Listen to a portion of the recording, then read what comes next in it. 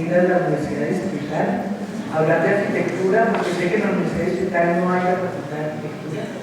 Y por lo tanto, ustedes deben pertenecer a carreras distintas y no deben tener mucha asiduidad ni con el vocabulario ni con los discursos que solemos hacer los arquitectos.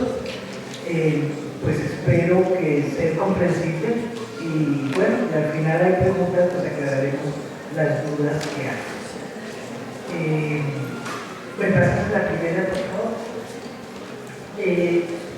Lo que quiero mostrar hoy es una cosa que para nosotros es absolutamente obvia y evidente, y es que la ciudad, no, la anterior, por favor, que la ciudad se construye con la arquitectura.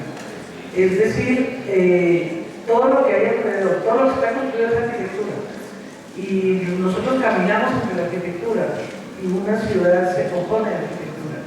Sin embargo, muy rara vez la gente ve esta arquitectura y pasa por ahí con una atención distraída, con una visión periférica que, digamos, mantiene ciertos rasgos, pero rara vez se detiene a mirar realmente la arquitectura, a pesar de ser algo, de ser una, digamos, de todas las expresiones artísticas, la que tiene una presencia más cotidiana y más permanente en la vida de todas las personas. Ahora sí. Y para ello lo voy a dividir, digamos, muy a grosso modo. Uno podría decir, en la ciudad existe una arquitectura corriente, una arquitectura de todos los días, una arquitectura, llamémosla ordinaria, en el sentido de ser la preponderante, la mayoritaria, la hecha por muchas, concursos de muchas personas, y por otro lado hay una arquitectura excepcional, hecha generalmente no solo por arquitectos, sino por muy buenos arquitectos, verdaderas joyas arquitectónicas. Espero que con la charla hoy aprendan también a distinguir la paja de heno, la buena arquitectura de la mala arquitectura, y digamos, a aprender ese maravilloso atributo que es el de gozar la buena arquitectura cuando uno la tiene cerca y cuando, digamos, aprende a apreciarla, es todo un placer. Entonces empezaremos con la arquitectura corriente. Me imagino que en este ciclo les habrán dicho, lo sabrán ustedes, que Bogotá creció mucho. Bogotá creció de manera excesiva, exagerada, acelerada en la segunda mitad del siglo XX, como lo muestran todos los planos de la ciudad, hasta llegar, digamos, a la mancha urbana enorme que tenemos hoy. ¿Me pasan la siguiente, por favor? Si ponemos esto en cifras, veremos que el crecimiento de la ciudad de 120.000 habitantes que había en 1910, pasamos a los cerca de 8 millones, nadie sabe exactamente qué población tiene Bogotá hoy en día, pero digamos cerca de 8 millones, pues en el 2010, y el crecimiento en superficie ha sido también enorme. Si comparamos la extensión entre superficie y población, tendremos la densidad. Y ahí empezamos a encontrar ciertos fenómenos curiosos. Como ustedes ven, la ciudad de 1910 tenía una densidad superior, bastante más, que la que hay hoy en día. ¿Esto qué quiere decir? Que vivimos una ciudad menos densa que en 1910. Es decir, que la ciudad se ha extendido en superficie más de lo que se ha extendido en población. Y ese simple dato, que se puede mostrar en números, pues tiene unas consecuencias de tipo físico que son muy importantes y que forman como el contexto físico de la ciudad contemporánea. Si miramos la curva de crecimiento, también veremos que Bogotá está llegando a su tope. Es decir, Bogotá en términos de población no está creciendo mucho. Prácticamente está llegando, creo que el año pasado fue un crecimiento cero, y puede que nos empiece a pasar lo que ya es común en otras ciudades latinoamericanas, como Sao Paulo, por ejemplo, que el año pasado tuvo un crecimiento negativo, como Ciudad de México, el gran monstruo latinoamericano, la gran mega ciudad latinoamericana, que también está parando su crecimiento poblacional. Sin embargo, el crecimiento en superficie sigue aumentando de manera acelerada. Por eso no solamente los expertos nacionales, sino muchos latinoamericanos están con la política de concentrar las ciudades, de aumentar la densidad, de no dejar que siga creciendo, porque no se justifica tener áreas extendidas con enorme crecimiento físico sin que esto corresponda a un crecimiento poblacional. Digo esto porque este es el marco donde habría que entender ciertas características físicas de la ciudad contemporánea, de Bogotá contemporánea. Una evidente es que el crecimiento en superficie obliga a tener sistemas de transporte cada vez más largos y cada vez más complicados. De las rupturas de avenidas en la segunda mitad del siglo XX se rompió la ciudad con vías expresas que cuadricularon, rayaron, rompieron la ciudad en todas las direcciones. Hemos llegado a una situación cada vez más angustiosa de espacio urbano cedido a los automóviles, cedido al tráfico y la disminución, digamos, del espacio habitable en aras de espacio para vehículos y sobre todo para los automotores. Se pasa a la siguiente, y por eso, a finales del siglo XX y lo que va del XXI, pues se ha visto la reacción, la inversión de las ciclovías, la conversión en ciclovía de unas calles los domingos, la construcción específica de vías para bicicletas y por otro lado un sistema masivo de transporte como el Transmilenio, y esperamos muchos entre los próximos años un metro, es decir, un sistema de transporte que verdaderamente sea útil a una ciudad, a una urbe de unos 8 millones de habitantes. Pásame al siguiente. La ciudad de mediados del siglo XX, la realidad urbana, hasta digamos 1990, algo de ese orden, fue la de una ciudad dual. Los sociólogos, los economistas, los mismos arquitectos, hablábamos todos de la ciudad formal por un lado y la ciudad informal. La ciudad dual era una consecuencia del crecimiento acelerado. Ni los organismos de planeación ni las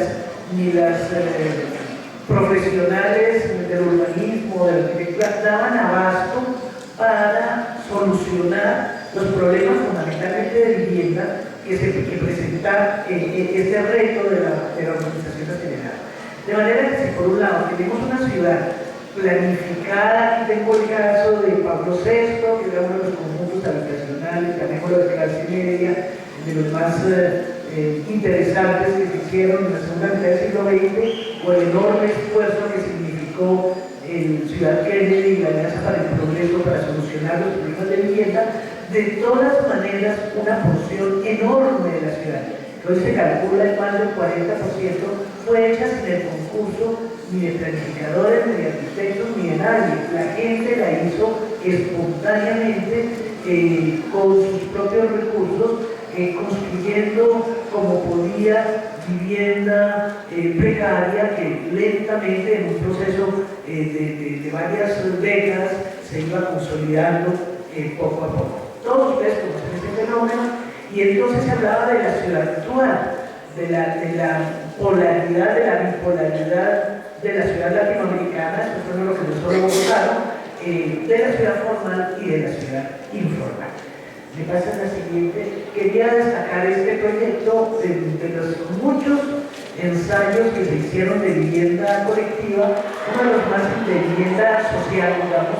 Uno de los más interesantes es el experimental en Tunal, no sé si ustedes lo conocen, es uno de los últimos edificios experimentales de vivienda que hizo el Instituto de Crédito Territorial antes de desaparecer, y que es como una mezcla entre casa y edificio de apartamentos, un intento de los arquitectos por situarse a mitad de camino entre la vivienda espontánea hecha por la gente y la vivienda planificada hecha por los arquitectos. Busca buscando una estética y unas soluciones de vivienda que se situaran a mitad de camino, por decirlo así, entre esta ciudad formal y esta ciudad informal. ¿Qué pasa en la siguiente? La formalidad o la informalidad de la ciudad latinoamericana no solamente se expresaba en términos de vivienda, sino también en muchas maneras de entender distintos usos, distintas prácticas en el espacio. Uno de los más claros es la compra, la manera de comprar. Como ustedes son muy jóvenes, posiblemente no se acuerdan de San Victorino antes de la remodelación actual, de la plaza actual de la Mariposa, pero era una cosa abigarrada, como de mercado persa, de un tipo de comercio entre el vendedor ambulante y el vendedor estacionario, en un espacio muy pequeño donde se compraba. Era el lugar popular de comprar, la manera tradicional de comprar. Poco a poco se fue introduciendo este modelo perverso de los centros comerciales. Tengo aquí una foto aérea de Unicentro, que fue el primero, una isla de comercio rodeada de un mar de automóviles, que ahora los hacen subterráneos, los estacionamientos, pero la idea del centro comercial, la idea de concentrar toda la compra en un lugar, de cambiar el mercado tradicional por el supermercado, de evitar el regateo, de evadir la relación personal que existe entre vendedor y comprador en un sistema no completamente controlado de compraventa, donde el precio es relativo, donde hay lugar al intercambio y a la transformación de las circunstancias específicas dependiendo de las personas. Todo eso termina siendo reglamentado, organizado, codificado, canonizado en un sistema, el sistema, digamos, de los centros comerciales, de los supermercados, de las formas, digamos, de la manera formal de comprar. Esto, vivienda, comercio, son dos ejemplos de formas de vida, formas de entender muchas cosas, la felicidad, el amor, la manera de contactarse, las relaciones familiares, etcétera, que estaban presentes en esta ciudad dual, en esta ciudad, llamémosla informal, más cercana a las relaciones rurales y a las relaciones tradicionales de la familia colombiana, y una forma llamada moderna, reglamentada y codificada en términos de unos modelos habitacionales específicos, sala, comedor, cocina, baño, alcobas, etcétera, y en elementos como centros comerciales y demás. Esta, por decirlo así, pervivencia de tradiciones en la ciudad informal y intentos de modernización de la ciudad formal es un poco el panorama de la segunda mitad del siglo XX. Pero es del siglo XX. Me pasa la siguiente, no es el siglo XXI. Respecto a esta visión dual, hay una serie de paradojas en el siglo XX, en los globos del siglo XXI. Sobre todo respecto a la dualidad, ciudad formal, ciudad informal. La primera de ellas son las incongruencias. La primera incongruencia y la más evidente de todas es que las divisiones administrativas no se corresponden con la ciudad real. Ahora que haré este tema de las incongruencias, pero evidentemente hay un anacronismo administrativo para el manejo y siquiera la comprensión misma de la ciudad contemporánea, de la Bogotá contemporánea. El segundo es la de las indistinciones. Si antes se distinguía claramente por su arquitectura, por sus ingresos, por su apariencia final, por sus comportamientos, la ciudad formal de la ciudad informal, hoy en día las diferencias entre la ciudad formal y la ciudad informal son cada vez más difíciles de establecer. Por otro lado están las interpenetraciones. La informalidad penetra y ha penetrado de manera clara la ciudad formal, y por otro lado la ciudad formal penetra la informal. Por eso pasamos de una ciudad dual, que es la realidad del siglo XX, a una ciudad fragmentada, que es una ciudad que tiene islas diferentes en distintas partes del casco urbano, del enorme casco urbano, con peculiaridades, identidades, características cada vez más complejas. Una ciudad fragmentada, muy difícil de catalogar como la ciudad de la discriminación, o la ciudad de los ricos y los pobres, o la ciudad de la formalidad o de la informalidad. Cómo se, digamos, polarizaba el imaginario urbano colectivo de la segunda mitad del siglo XX.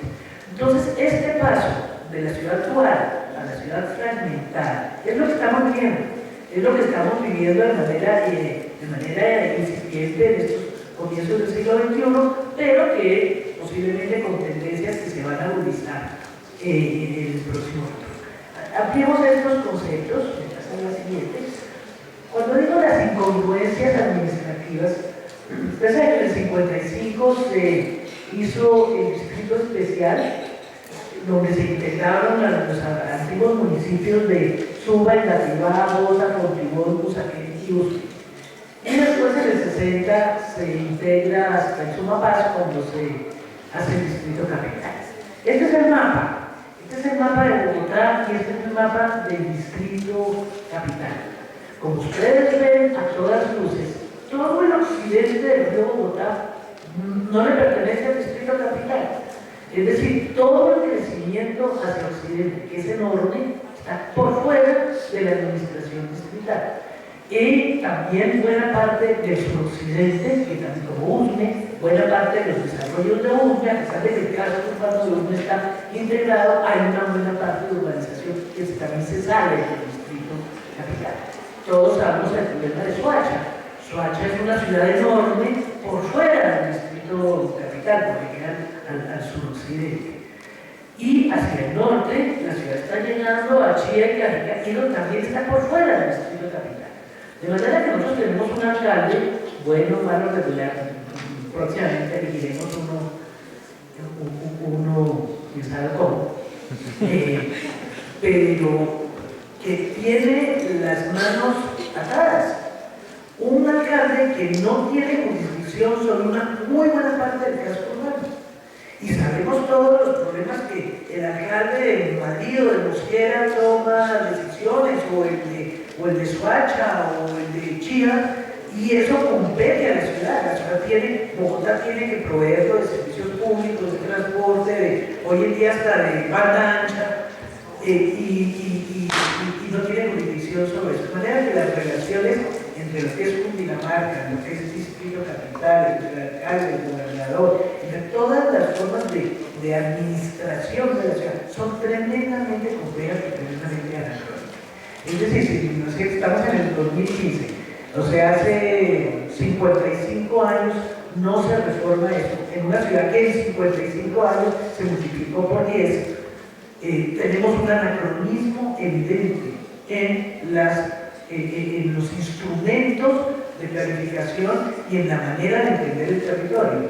Evidentemente los planes urbanos hoy en día no son planes urbanos, son planes urbanos regionales, porque si no se tiene en cuenta la sabana no se puede planificar Bogotá. De manera que esta relación ciudad-territorio, esta relación zona construida versus delimitaciones administrativas son cada vez más complicadas y cada vez más difíciles de manejar y presentan problemas cotidianos evidentes.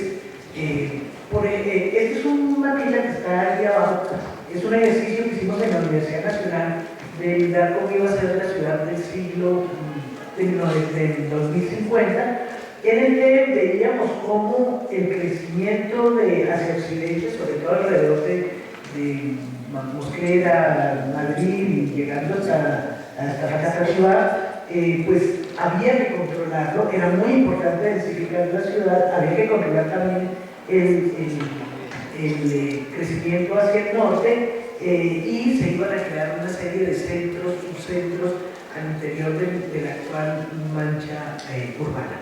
Entenderán ustedes por qué la insistencia de algunos alcaldes en la densificación de Bogotá y en parar la expansión de la ciudad. Es un problema urgente verdaderamente, sobre todo ante el evidente estancamiento del crecimiento poblacional. Me pasa la siguiente. Y esta situación trae todo tipo de paradojas. Es una foto de Google Earth de Ciudad Bolívar. Ciudad Bolívar, que es como la representación de la ciudad informal que crece aceleradamente en las últimas décadas. Curiosamente, sí es parte del distrito y sobre él hay acción del distrito y por lo tanto una serie de medidas, digamos, de formalización se pueden hacer y se han venido haciendo de manera muy clara. Me pasa la siguiente. Mientras que la multitud de conjuntos cerrados para ricos que se han hecho, esta es una foto tomada desde una colina en Cajicá. Lo que hay entre Che y Cajicá no tiene nombre. Es la aparición de mini ciudadelas cerradas con policía en la puerta que no tienen calle sino una entrada única y forman esta especie de mundos sueltos sin ninguna estructura de vías que le dé claridad a esto. Cuando esto se junte en el futuro es la ciudad de las pesadillas. Es una ciudad sin calles, es una ciudad sin servicios, es una suma de guetos independientes, extrañísimos, y sobre esto la ciudad no tiene jurisdicción. Se puede actuar sobre Ciudad Bolívar, pero no se puede actuar sobre los conjuntos cerrados del norte de Bogotá, que dependen de las decisiones a veces muy erráticas y muy discutibles de los pequeños alcaldes de los municipios alrededor.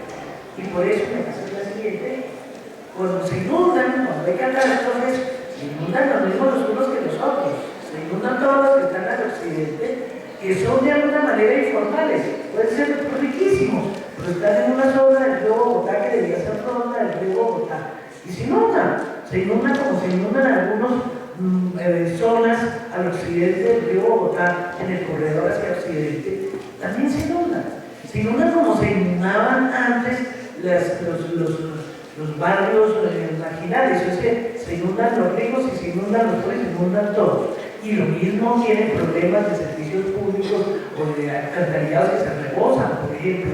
Muchos de los conjuntos cerrados que no pueden estar dentro de un sistema, digamos, claro de planificación urbana. Me pasa lo siguiente. Por otro lado, hablaba de las indistinciones. Ahí puse indistinciones, en realidad es indistinción. Muchos de los barrios que fueron espontáneos, que fueron invasiones o que fueron barrios piratas y que lentamente se han ido legalizando, se han ido consolidando en un proceso continuo para presentar un poco esta faz, digamos, esta apariencia. Yo lo que Germán Reyes, el crítico de arquitectura, llamaba el estilo colombiano. Decía, la mayoría de nuestras ciudades lucen así.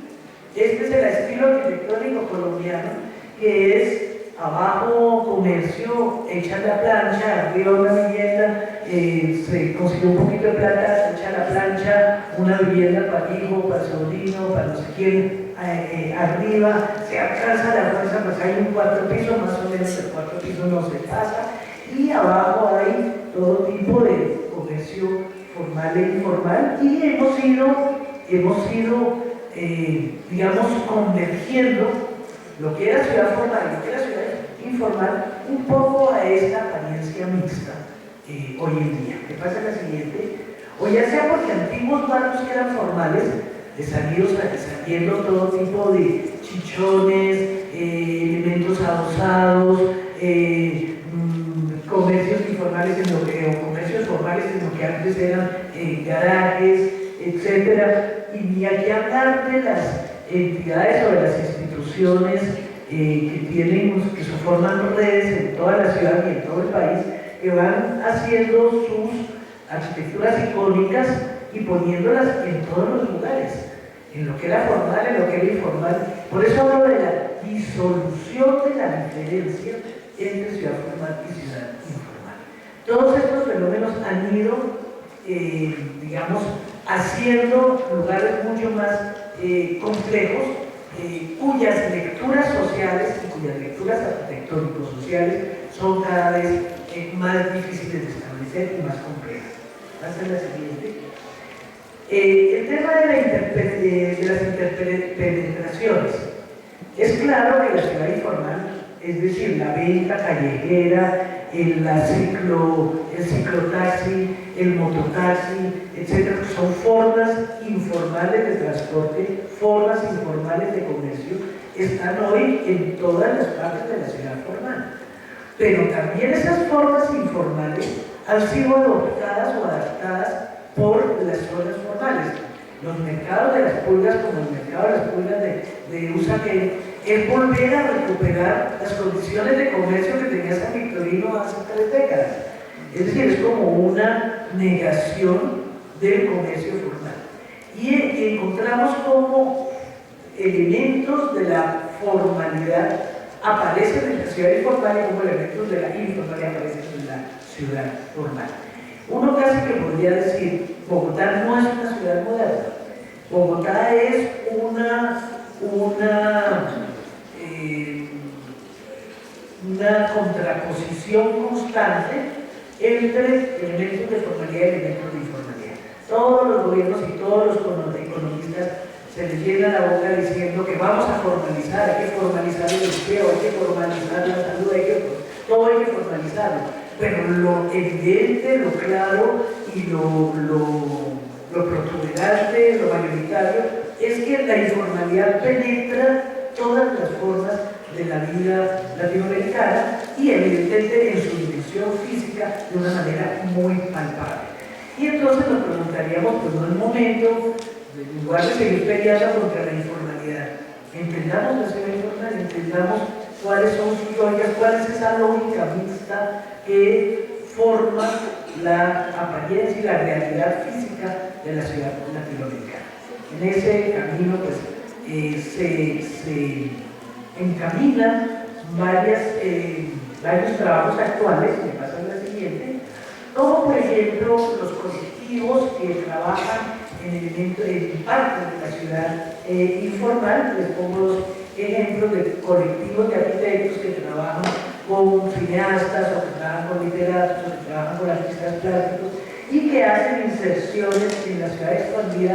Esta se llama arquitectura expandida, se llama Fundación Huimón, son algunas de las acciones en zonas, llamémoslas informales, en Bogotá, pero con una política distinta, diferente a la de cambiemos la informalidad y formalicémosla. Es decir, antes la política era erradicar tuburios. ¿Eso qué significaba? Mandar un bulldozer, tumbar casas precarias y hacer edificios de apartamentos diseñados por arquitectos. Hoy en día se dice, bueno, esas mismas tienen muchas ventajas. Tiene una vida social más activa, tiene unos espacios públicos interesantísimos, tiene unos trazados urbanos muy imaginativos, tiene unas condiciones. Entonces, en lugar de estigmatizar esa ciudad informal, trabajemos con ella y veamos cómo puede mejorarse, cómo podemos juntos trabajar estas ciudades mixtas. En ese sentido, se orientan muchos de los trabajos de los arquitectos más jóvenes, contemporáneos, digamos, y también en el sentido de muchas de las reformas urbanas hechas en Medellín, en otras partes de Bogotá y en otras partes de Colombia y de América Latina, donde esta tendencia a la aceptación de la informalidad, no como es como una especie de destino, pero no con resignación, no como si fuera algo malísimo que hay que erradicar. Pasa la siguiente, de manera que las paradojas del siglo XXI, estas paradojas del siglo XXI, en la relación de la ciudad formal e informal, plantean una serie de temas nuevos que son muy importantes para pensar la ciudad. Uno de ellos es la ciudad que crece a grandes dosis o a pequeñas dosis, la ciudad que crece puntualmente con un proyecto específico, una inserción en medio de una manzana, una calle o un edificio que se hace en la mitad de una calle, etc. O las grandes dosis, que son la prerrogativa de los grandes inversionistas, que compran terrenos grandísimos y arman ciudadelas enormes, grandes proyectos, generalmente en medio de una resistencia ciudadana. Hoy en día hay varios, no los quise traer para no dañar la tarde, algunos grandes inversiones de proyectos que se tienen a hacer en la 26 con Caracas, o en la 85 con 15, o en la alrededor de la terminal de Transmilenio del Tunal. Bueno, hay una serie de megaproyectos que están funcionando por parte de grandes inversionistas inmobiliarios haciendo especulación urbana. Y la pequeña dosis, que es como se construye la ciudad. La ciudad es la construcción colectiva por excelencia y se construye a pequeñas dosis, a mínimas dosis que sumadas van haciendo una ciudad. Entonces el tema del crecimiento a grandes dosis o el crecimiento a pequeñas dosis es uno de los grandes temas de la planificación contemporánea. El segundo es si se debe planificar y hasta dónde, y si debe haber participación y hasta dónde los ciudadanos deben participar en las decisiones fundamentales que les competen, sobre todo a nivel de barrio, a nivel de calle. Cada vez más hay asociaciones de vecinos, etcétera, que protestan, patalean, dicen, quieren tener que ver con las decisiones. El tema de la participación es muy complicado porque de alguna manera los compromisos de planificación son a largo plazo, no solamente tienen compromiso con la comunidad existente, sino con las comunidades futuras, y pues también parece que claro que una comunidad actual decidida por las comunidades futuras, pero tampoco se puede dejar de lado la participación de la comunidad, de manera que ustedes oirán crecientemente el discurso participativo como un elemento sustancial de la planificación, a pesar de que ahí hay enormes debates, pero ya evidentemente no hay la prepotencia planificadora que fue el tono aceptado en la segunda mitad del siglo XX. Ya el siglo XXI aparece irremediablemente participador. Y por otro lado, la paradoja muy grande de una rica ciudad pobre, es decir, de una ciudad que aparentemente era de zonas de menores ingresos, pero que tiene una gran vitalidad urbana, que tiene condiciones de vida urbana mucho mejores, eso que llaman la calidad de vida, tienen calidades de vida urbana mucho mejores que sectores ricos que tienen una pobre ciudad rica, como la de los conjuntos habitacionales que veíamos en Chía y Caicá. Es una ciudad rica, pero una muy pobre ciudad, es decir, es unas condiciones de vida, uno cercado por el temor, alejado de toda vida urbana, de cualquier servicio colectivo, de cualquier contacto con ciudadanos, en una especie de cárcel autoconstruida como forma de vida urbana, es tremendamente pobre. Entonces encontramos las paradojas enormes de zonas que se revitalizan, que se valorizan, porque tienen condiciones de vida urbana, y otras zonas que eran ricas pero entran en decadencia en estas múltiples manifestaciones de la ciudad fragmentada hacia la que nos encaminamos, o que ya está siendo una realidad en estos inicios del siglo XX. Y ahora voy a hablar de la arquitectura excepcional.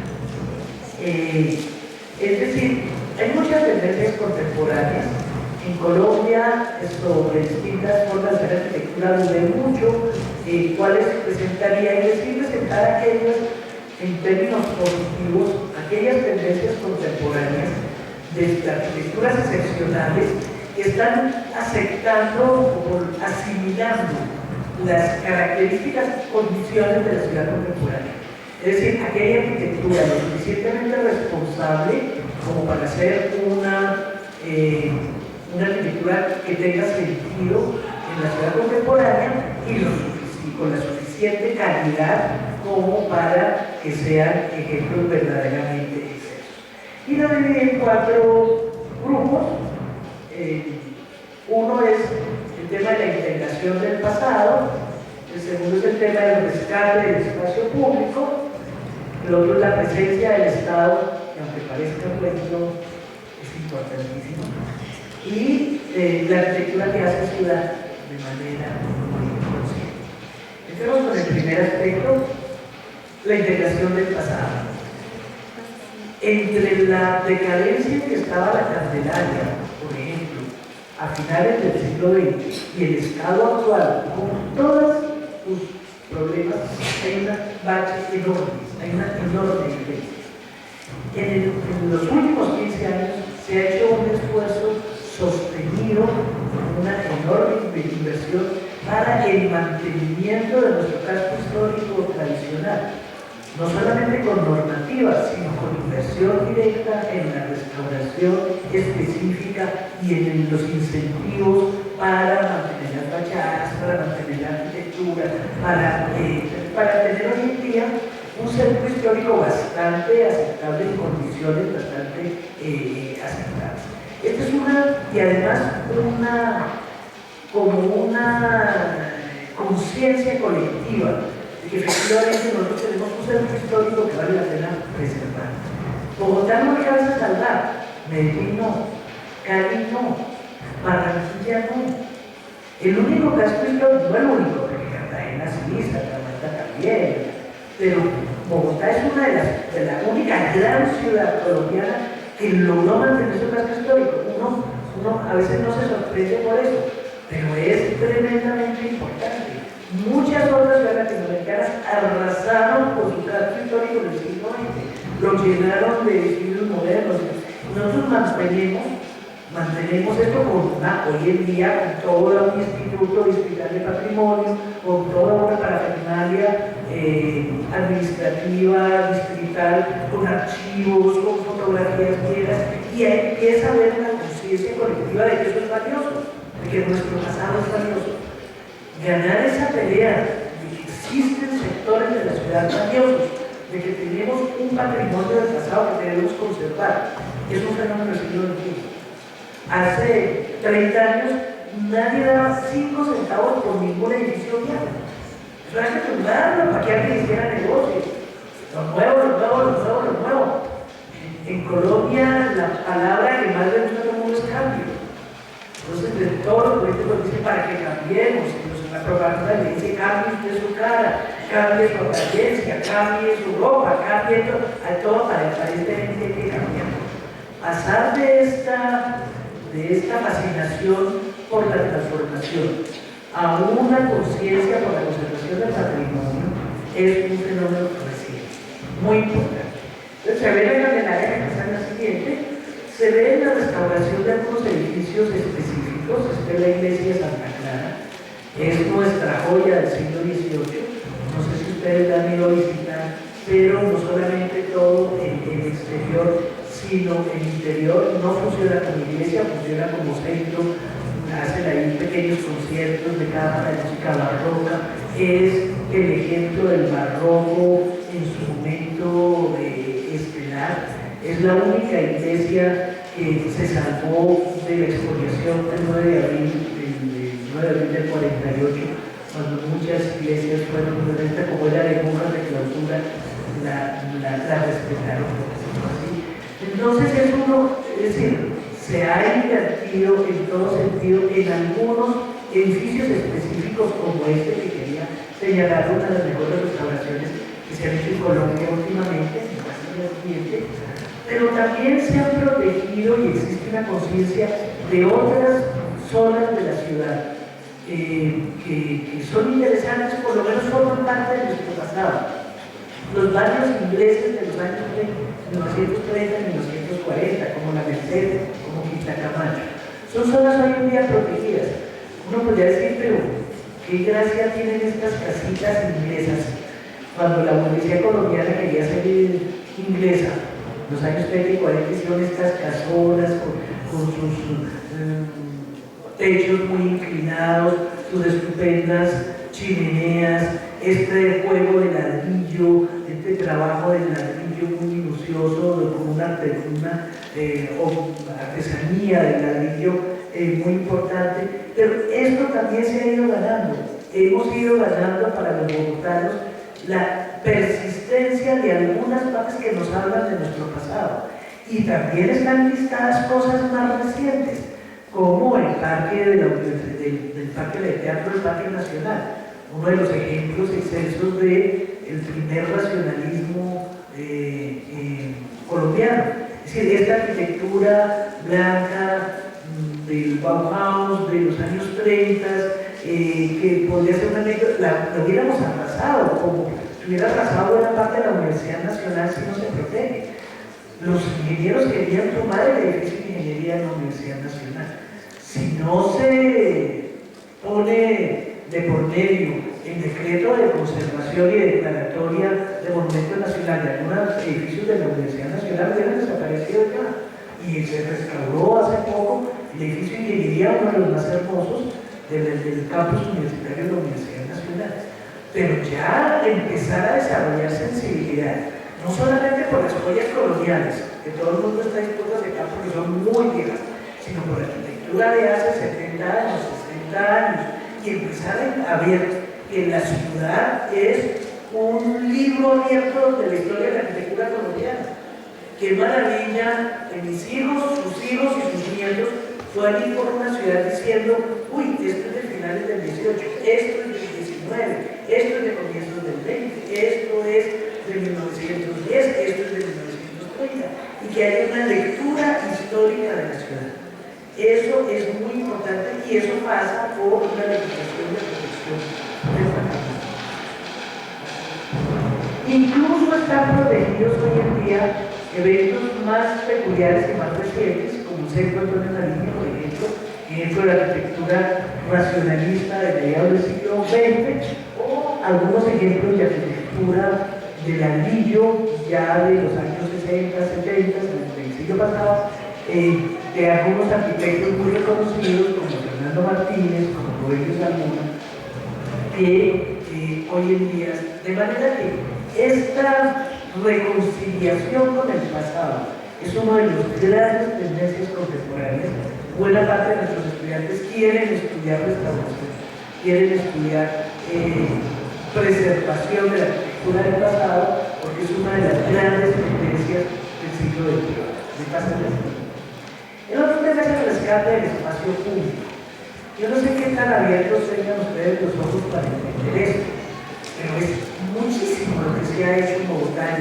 Traigo estos ejemplos, pues empezó con el eje ambiental, que además, como le pasaron luego el brasileño, tuvo una serie de problemas al piso, ahora se está restaurando y manteniendo y sacando el brasileño por ahí, que es la recuperación del antiguo río San Francisco, o la memoria del antiguo río San Francisco, en toda la avenida Jiménez, y uno que acaba de terminar frente al Centro Internacional, que es una operación que se está haciendo ahora muy frecuentemente en otras partes, que es hundir el tráfico de motor, hundir los buses y los carros, en este caso los buses, para recuperar un área peatonal en el eje primero.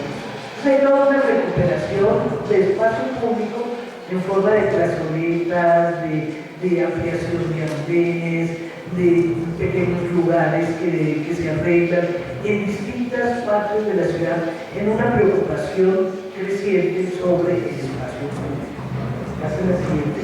También una atención a los parques que se han arreglado. Este es el Parque Quiliza, que es de los años 60 su creación, pero es del 2007 su, digamos, diseño final de mobiliario, de luces, etcétera, para el mantenimiento del parque. Es uno de los más bonitos de Bogotá, me pasa el siguiente.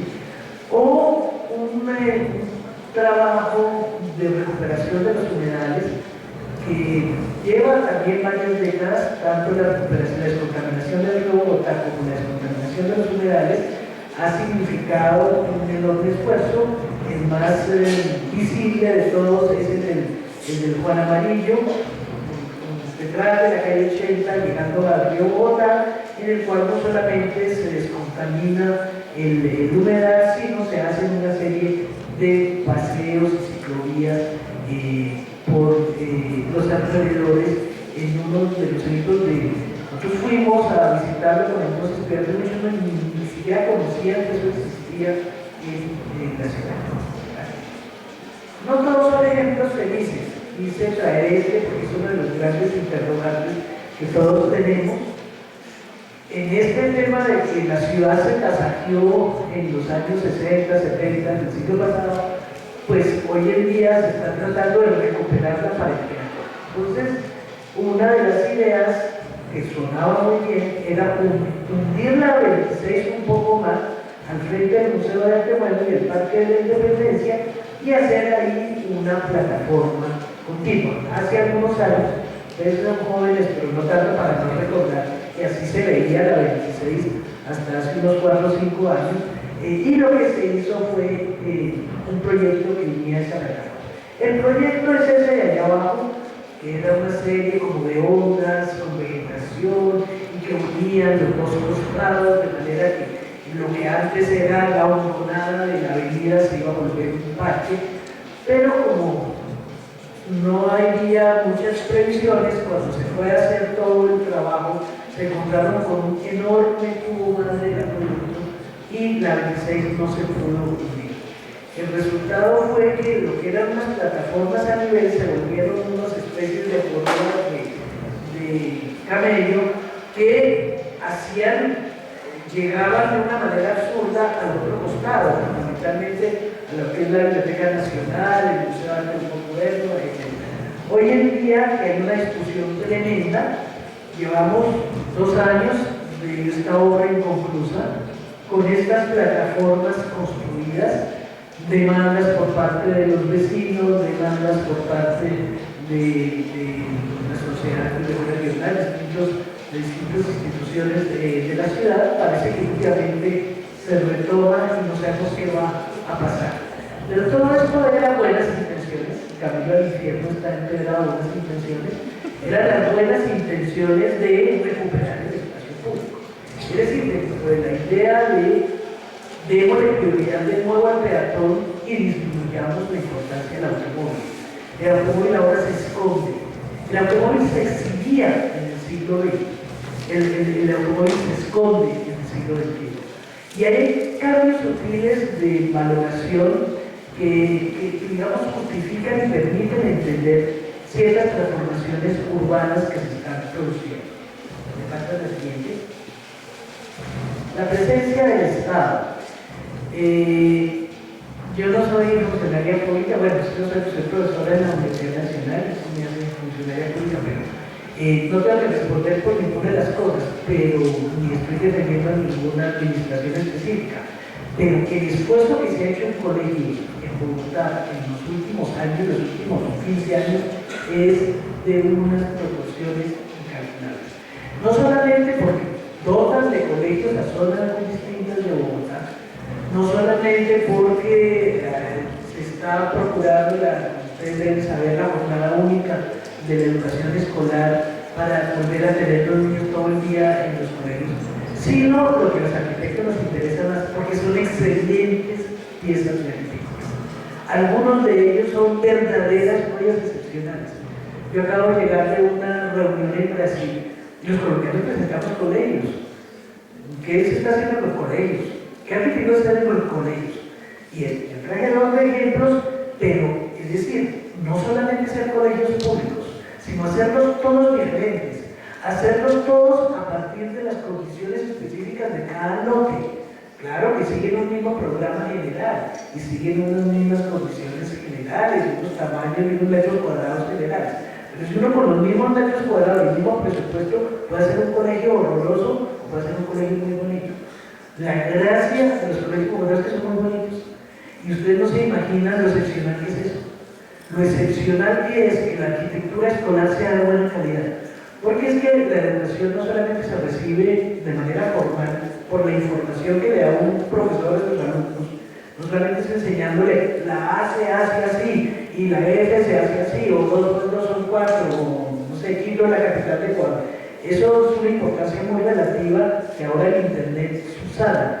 Lo importante es esa capacidad de formación estética, de esa capacidad de recrearse en lo hermoso, esa capacidad que pueda tener un colegio de exaltar los elementos mejores. No existe clase de arquitectura en el colegio, pero si un colegio tiene buena arquitectura, es lo más formativo que ustedes puedan imaginarse. Y en esa pelea se ha ganado Bogotá. Logramos convencer, por decirlo así, los arquitectos logramos convencer a las autoridades que no bastaba con hacer colegios, tenía que haber muy buena arquitectura de colegios. Y se han producido ejemplos verdaderamente. Traje el colegio Carlos Pizarro Moza, que es un colegio excelente. Me pasas el siguiente. Aquí hay un problema, esa luz no deja ver bien las de los no sé si aquí, pero bueno, ya es tratar de apagarla. Todos se ven como tan blancos y tan feos. ¿Apagar eso? He debido decirlo antes porque yo veía los pobres fotos tan feitas.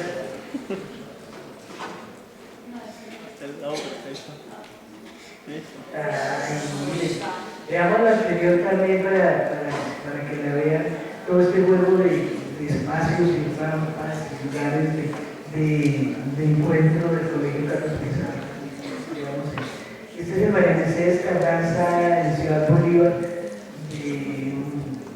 No trae los arquitectos, pero son todos arquitectos muy buenos, hechos con el mayor cuidado constructivo, con detalles y terminaciones, con materiales de primera calidad. Cuando lo presentábamos en la ciudad decían, no nos engañen, estos son colegios privados. No, colegios públicos. Bien, eso es lo que varias alcaldías sucesivas han hecho. En la construcción de estos colegios es uno de los hechos arquitectónicos más importantes. Son excepcionales, son piezas arquitectónicas excepcionales, que destacan muchas veces en sus contextos, porque es, digamos, la presencia de buena arquitectura. No nos da que tiene arquitectura corriente solamente, pero esa presencia de buena arquitectura en todas las zonas de Bogotá es muy importante culturalmente desde muchos puntos de vista. Me pasa la siguiente, y el otro evidentemente son las bibliotecas. Está la biblioteca del Pintal, producto de un concurso público, del Pintal, producto de un concurso público. Está la biblioteca del Pintal, de Daniel López, y también puse ahí la biblioteca Rosario Santo Domingo, que es también un teatro, el mejor teatro de ópera que hoy en día tiene Bogotá. Entonces, es construcción del Estado, bueno, la Rosario Santo Domingo, con la ayudita de que lleva el nombre del teatro, pero esta era un antiguo compactador de basuras. Un antiguo compactador de basuras que se convierte en biblioteca pública, que tiene un sistema de iluminación indirecta para tener una de las salas de lectura más bien diseñadas del mundo. Las condiciones de luz indirecta para la lectura de la biblioteca de Quintal compite con las salas de lectura de cualquier biblioteca en cualquier lugar del mundo. De manera que esto también es una inversión estatal. Las redes de bibliotecas bogotanas, por su calidad arquitectónica, normalmente han ganado muchos premios que han sido anuladas en otras capitales latinoamericanas. Uno ahora encuentra bibliotecas públicas diseñadas en Lima, o diseñadas en Quito, o diseñadas en Caracas, que son, digamos, tomar esta idea y saber que una biblioteca puede ser un centro cultural y puede ser una magnífica pieza arquitectónica. Todo esto es arquitectura de primera en cualquier lugar. Me pasa lo siguiente. Entonces el Estado hace presencia en Bogotá con arquitectura muy buena, básicamente a través de colegios y las bibliotecas. Y ahora quiero hablar de un tema que es arquitectura que hace ciudad. Además digamos, del Estado y sus empleados, lo que hemos estado hasta ahora son fundamentalmente iniciativas del Estado. Pero digamos, la iniciativa privada o los arquitectos mismos pueden tener una conciencia acerca de cómo se hace ciudad con arquitectura. Durante mucho tiempo, el movimiento moderno, o la arquitectura moderna de la segunda mitad del siglo XX, se desentendía la ciudad. La ciudad era como la tabla rasa sobre la cual se plantaba un edificio nuevo. Pero empezar a entender que entre arquitectura y ciudad existe una interrelación y que es posible hacer ciudad con la arquitectura, es una digamos, postura, una de las tendencias arquitectónicas más interesantes y más sugerentes que tiene hoy en día los arquitectos, sobre todo los arquitectos jóvenes latinoamericanos.